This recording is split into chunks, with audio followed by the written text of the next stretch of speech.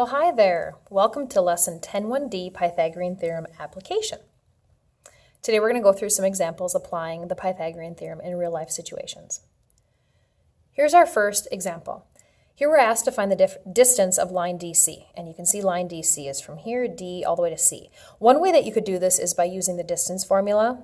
You would have to then name the point D with its coordinates, and then name the point C with its coordinates, and then plug it into the distance formula. Or what you can do is use the line DC and just draw a right triangle. Like just draw a line coming down from C and then over to D and make a right triangle, which is what I'm going to do. Because a lot of times kids prefer the Pythagorean theorem. So here was D to C. And so if you look on your notes, if you just count the number of units straight down from C, it looks like it is 6 units. And then if you count the number of units over to point D, it's just 3 units. So here I can just create a right triangle out of the picture, and I can find the length of DC that way without the distance formula. So I'm just going to use the Pythagorean theorem, calling the C because it is the hypotenuse. So A and B, plugging it into the Pythagorean theorem.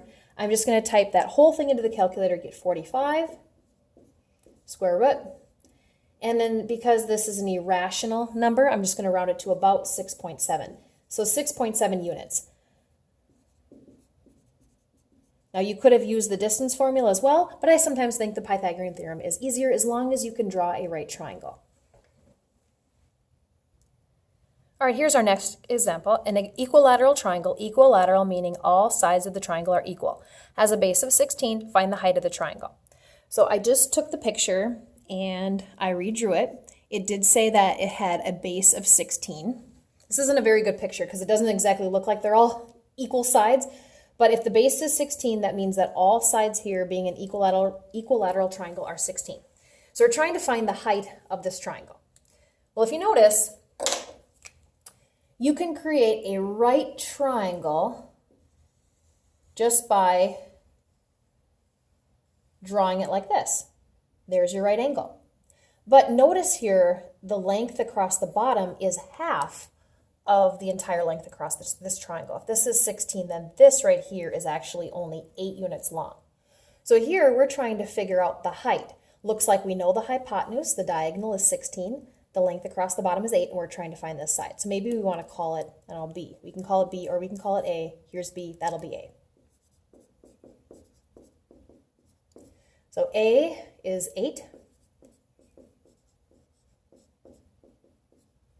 C is 16. Oh, oops.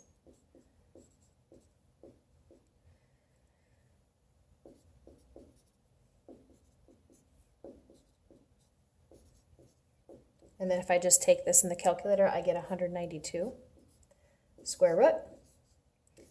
And B here is approximately 13.9, which would be 13.9 inches. And if you look, that's the B, which is in fact the height. So right here I could say that this height is 13.9.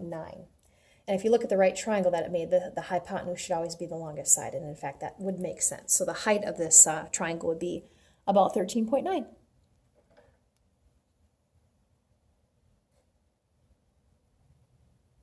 Our next example is the area of the rug is 63 feet squared. The length is 9. What's the length of the diagonal? Again, there's no picture, so you're definitely going to want to draw one, labeling everything that you know. So here I've done that.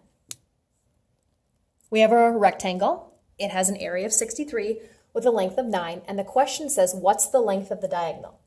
So we're trying to figure out the length of the diagonal right across here. That's our question.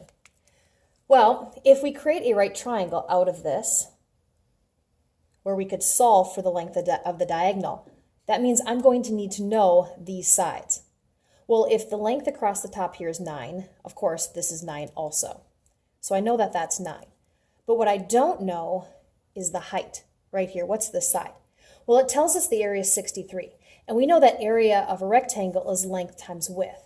So if the area is 63, and we know that the length is 9, think 9 times what number would give us 63?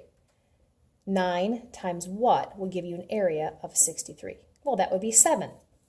So just by using simple math here, I can figure out that this is 7. So again, if you want to check it, if the area is 63, this would be 7 by 9 rectangle. 7 times 9 is 63. So I just kind of work backward. Now I want to figure out this. So I'm going to use the Pythagorean theorem since I'm trying to find the missing side of a right triangle. A and B are 7 and 9. Go ahead and just type that into the calculator. And if you do that, you get 130 square root. And here, this is irrational, so we're going to round it to the tenths, 11.4. This was feet. So right here, the length of the diagonal is about 11.4 feet. And of course, that should be the longest of the 3 legs of the triangle. All right, with this next problem, it says the point -3, -6 lies on a circle. What is the length of the radius if this circle, if the center is located at 9, -2?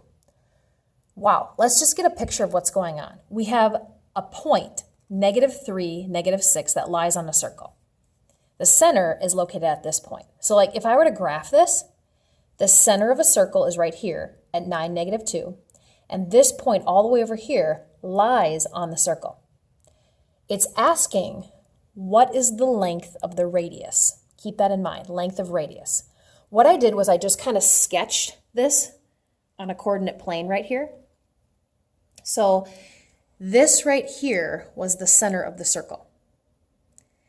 And this is a point that lies on the circle.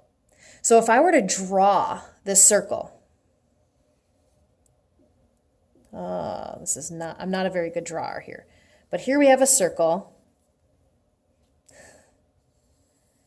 that's going around and around and around and around and around.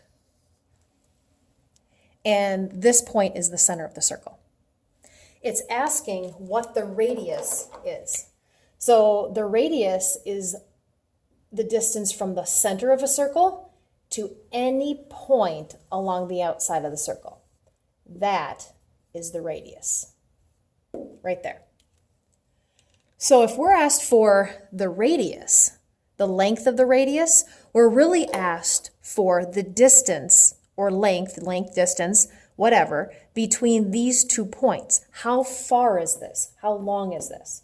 So if I'm trying to find the length between 2 points, I can use the distance formula. So I want to figure out what's the distance here. I'm going to plug this point and this point into the distance formula to figure out how long this is. So kind of keep this picture in mind. I'm going to be erasing it so we can use the distance formula. Okay, I think we're ready here. So these are the 2 points that I'm trying to find the distance between. And here's my distance formula. All right, ready to rock and roll. So big square root. We want to take the x's and subtract them. So here's an x and here's an x. So -3 minus 9 squared. Now I want to take the y's and subtract them. So here's a y, here's a y. Again, I'm going to go top minus bottom because I did that before. I did -3 minus 9. So top here, -6 minus -2. Double negative there. Okay. Here, -3 minus 9 in parentheses is -12. And then this changes to a plus. -6 plus 2 is -4. Okay, -12. The entire -12 squared, -12 times -12. And the entire -4 squared, -4 times -4. So now I end up with 144 plus 16, which is 160. So my last step is to take the square root. The square root of 160 is about 12.6 units. So that means the distance between these 2 points is about 12.6 units. So just plug them into the distance formula, find the length that way. Here's our next example. We're asked to find the perimeter of the figure. Perimeter means the distance all the way around the outside. So we're going to want to add up all the side lengths, except for we don't know this one right here. Oh, I just redrew the figure.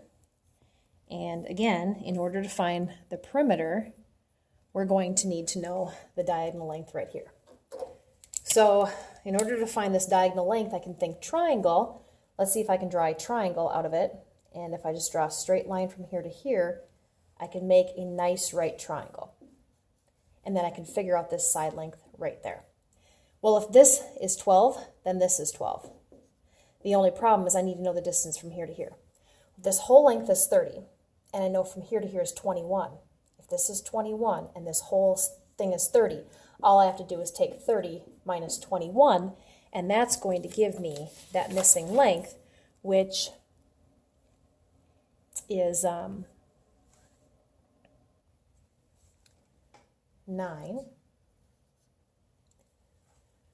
So now I can use the Pythagorean theorem to figure out this missing side.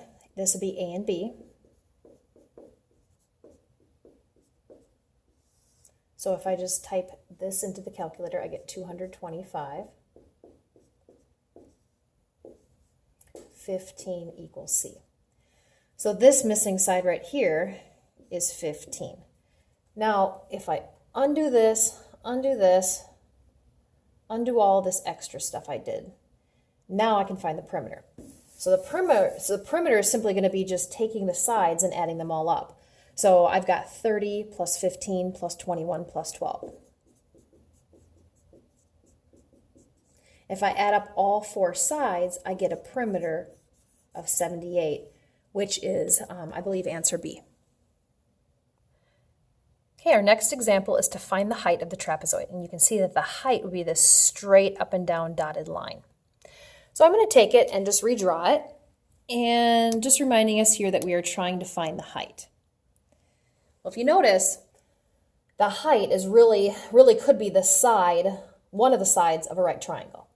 Like perhaps if I just drew it straight up and down here, and across here, and then here, I really have a right triangle where the height is going to be one of the side lengths. But then here I need to know what this distance is. It tells me that all the way across is 41. Well, keeping in mind that this is 41, we know this is 25. So from here to here, it's 25. But if the whole distance is 41, can you see that this distance here and here would be the same? So let's first take 41 and let's just subtract 25. Just get this off and see what's left for these two sides. So if I take 41 minus 25, I end up with 16. That means the distance here and here both has to be 16. But now if I divide it by 2, I get 8. So if this whole length is 41, and from here to here is 25, this would be 8, and this would be 8. And if I add these three numbers together, I get 41. So now I figured out the length down here. So I just need the height, which you can see here that these two are your A and your B. So maybe we want to call this A. So we're really solving the Pythagorean theorem for side A. So A, B would be the 8.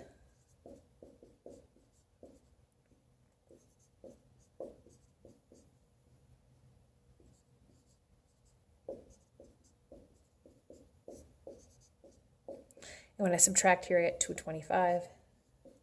Square root, and A is going to be exact because this is a rational number, exactly 15. So the height of this trapezoid would be 15. Height equals 15. And I just had to solve the Pythagorean theorem in order to figure that out.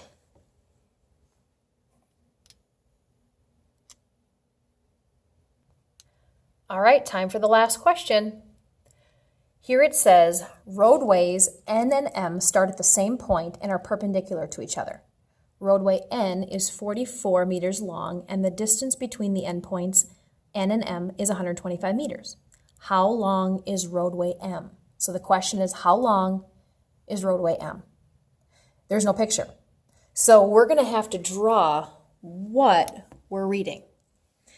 It tells us roadways N and M start at the same point. So we could say that this would be the starting point for both of those roadways.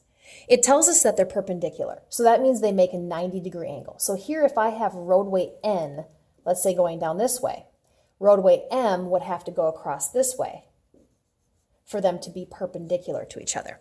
So just a sketch of what this might look like. Now it tells us roadway N is 44 meters long, so I'm going to change this to 44. It also tells us the distance between the endpoints of the road. So this endpoint here and this endpoint here, the distance between these two is 125 meters. So I'm just going to sketch that. If this is the end of this road and this is the end of this road, the endpoints would have a distance of 125 meters. And it's asking us how long is roadway M? Well, you see how this made a perfect right triangle. These two sides that make the 90-degree angle are A and B. We can maybe call this one B. So again, plugging this into the Pythagorean theorem. Here, A will be our 44.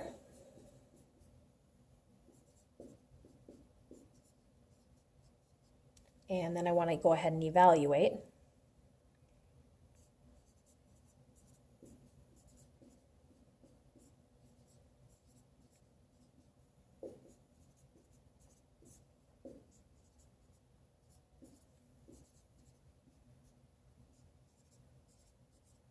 Last step would be to take the square root.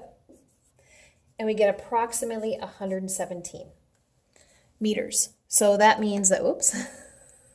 So that means the distance or length here of M is about 117 meters. Now, if you look at the three sides, remember the hypotenuse, the diagonal side should always be the longest. And in this case, it still is the longest. We know my answer makes sense. Well, that's it. Thank you very much. Have a great day. Thanks for joining me.